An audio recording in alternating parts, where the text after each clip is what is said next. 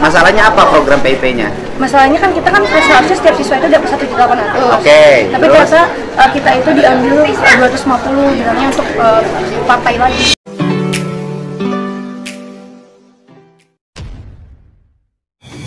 Assalamualaikum warahmatullahi wabarakatuh. Kembali berjumpa dengan saya di channel Gagasan Progresif 9, sahabat sebangsa dan setanah di mana saja Anda berada.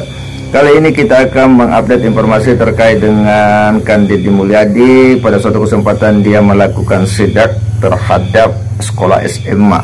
Dan apa yang terjadi, Kandidi ini dikagetkan oleh sejumlah anak sekolah yang mencegat beliau dan hendak menyampaikan sesuatu hal, dan ternyata sesuatu itu betul-betul mengejutkan Kandidi karena adanya dugaan, ya ini dugaan pungli yang terjadi di sekolah itu, khususnya penerima bantuan PPIP, ya bantuan untuk anak sekolah. Nah, mudah-mudahan sebenarnya ini tidak demikian, tetapi apa yang disampaikan oleh anak sekolah itu betul-betul ini mengejutkan Kandidi. Nah, seperti apa?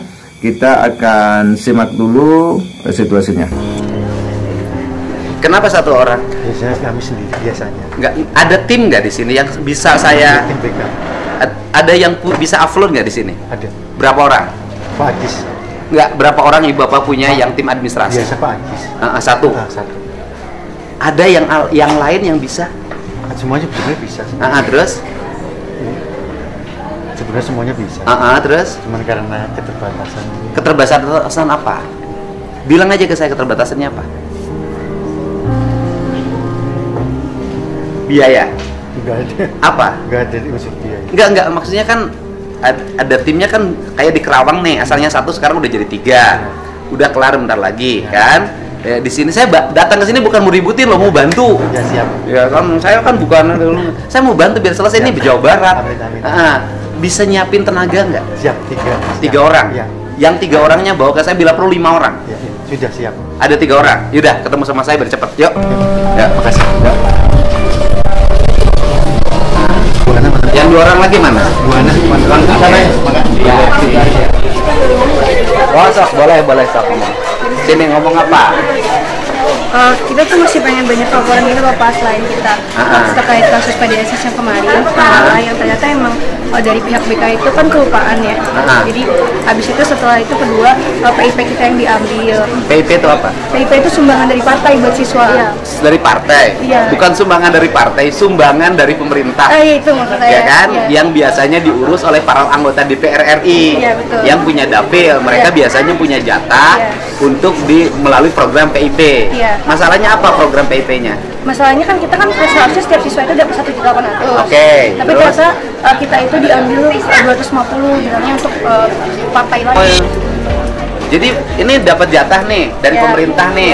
Dari pemerintah ya kan, melalui anggota DPR. Iya betul. Kemudian dapat jatah 1 bulan 1.800.000. satu jatah ya, PIP-nya jatahnya itu per tahun per bulan? Per tahun ya? Kita cuma per tahun. Per tahun 1.800.000. Kemudian dipotong 250. Iya. Cara motongnya gimana? Dari awal kita disosialisasinya kalau misalkan yang kita dapat 1.800.000 itu bakal diambil sama pihak sekolah 250 bilangnya untuk partai gitu doang.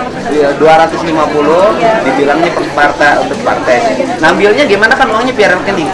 Jadi kita tuh ke bank BRI di Kota Cirebon sana. Terus habis itu di depan pintu BNI itu udah ada 2 orang dari TU buat jadi ngambil yang buku tabungan sama PIN sama kartu kita juga. Jadi buku tabungan sama ATM itu ada di Di pihak sekolah.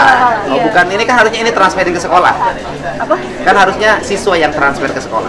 Iya, kalau itu enggak, kita yang diambil kartu sama jadi diambilin tabungan. uangnya. Iya, terus kita juga kasih PIN kita, jadi mereka yang ambil gitu. Yang sekolah yang ambil.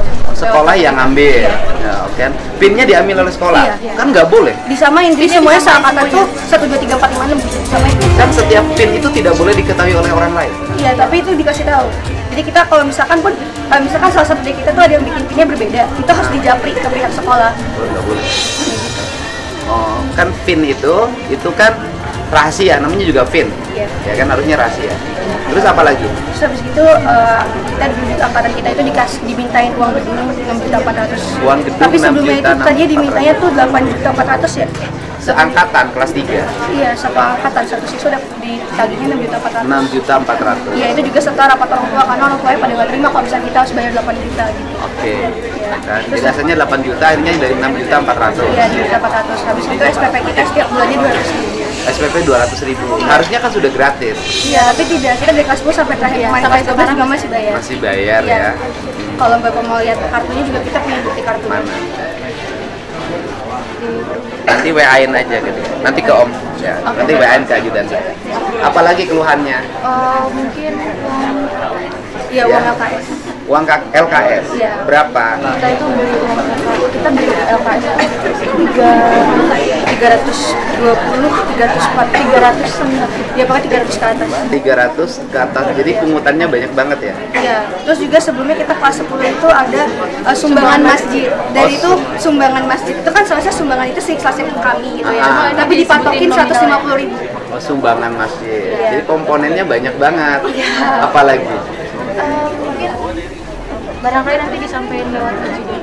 ya, Oke, mungkin nanti sekalian bukti-buktinya juga. kamu minta nanti WA-in aja, gitu loh ya. Makasih banyak, Oke, Bapak. kasih. Ya, seperti itulah yang nampak ditemukan oleh Kang Dedi pada saat melakukan sidak ya SMBP, tetapi dia mendapatkan informasi yang sungguh mengejutkan bagi dirinya. Saya secara pribadi sangat kagum terhadap apa yang dilakukan oleh Kang Dedi ya, bahwa sosok pemimpin seperti inilah sebenarnya yang dibutuhkan oleh negara hari ini. Mereka yang memiliki kepekaan yang tinggi terhadap siapapun ya, rakyat beliau, entah itu pejabat, masyarakat yang punya status sosial maupun mereka yang dari kalangan bawah, apalagi ini anak sekolah. Sebagai seorang pemimpin, esoknya kita harus menyediakan waktu kita untuk mendengarkan keluhan-keluhan masyarakat kita, rakyat kita.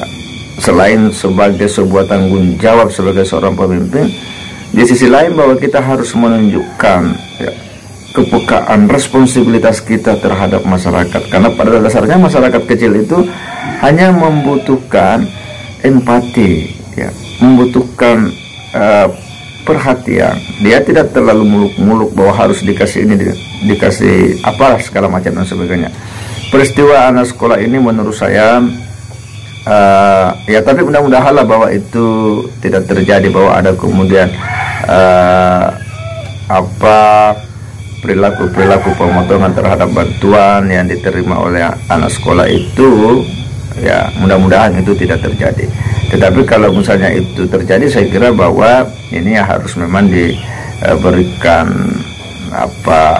hukuman yang setimpal. Bagaimana tidak, ini kan seorang pelajar yang lagi menempuh pendidikan ya, ini dunia pendidikan kita loh ya, apalagi mereka mungkin orang-orang yang tidak mampu, yang harusnya memang disantuni dan diberi bantuan oleh negara. Saya kira demikian. Wassalamualaikum warahmatullahi wabarakatuh.